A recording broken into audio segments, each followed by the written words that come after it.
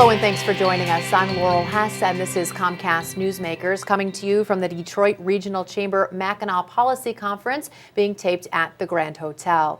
Our topic today is the Detroit Historical Society. Joining us now to talk about it is its CEO, Bob Burry. Thank you so much for joining us today. My pleasure to be here.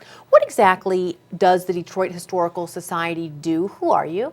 The Detroit Historical Society really does a lot of things, but most people know us as the operators of our two public facilities, the Detroit Historical Museum on Woodward in Midtown and the Dawson Great Lakes Museum on Belle Isle. In addition to that, one of our responsibilities is to care for over 250,000 rare and unique artifacts that the city owns, has collected over the past 300 years that are stored in a warehouse. We also do a lot of community programming focused on what I call the Big D, the city, the suburbs, the whole Tri-County area, and a very interactive, resource-rich, interactive website as well. And you mentioned one of your main facilities being the Detroit Historical Museum, which again remind me exactly where is it and what would folks expect if they were to visit? Well, if they were to visit right now, they'd find a locked door and hopefully a lot of trucks around it because we're in the middle of a major enhancement and redevelopment of the museum. So it is closed until the day after Thanksgiving. November 23rd will be our public reopening, and we're investing about $5 million on new exhibits, new attractions, and really focusing on being a more inclusive and more accessible place that's a little more relevant perhaps than some people might find it today. We have our Trademark signature exhibit. Most people say, I hope you're not changing the streets of Old Detroit, because that's what everybody thinks of, and no, we are not. We're going to be enhancing it, freshening it up a bit, adding a new store, a Sanders store from the 1800s, which was a business that was in Detroit at the time. But everything else is really going to get a very significant upgrade and a bigger focus on the last 100 years.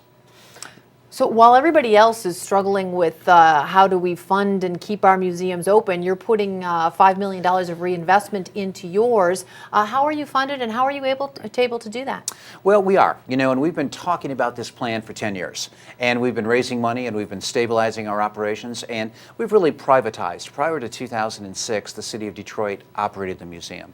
So since 2006, we've taken over management and, quite frankly, have benefited from the generosity of foundations, corporations, individuals. So we've raised money, and this is a $20 million project. We're at about $14.5 million now, but we're far enough along to deliver on the first phase, which is the renovation that I just talked about at the Historical Museum. So certainly if folks who've been there before, when they visit again and it's all new and improved, they'll be wowed and they'll be able to see what the difference is. If folks have not yet, shame on them, yes, visited the museum in the past, how is it maybe unique, different than some of the other treasures and museums around town? Well, it's the uniquely Detroit story. It takes a look at the auto industry. It takes a look at historic Detroit from the 1700s, the 1800s, and with the changes, a more contemporary Detroit from a unique Detroit perspective.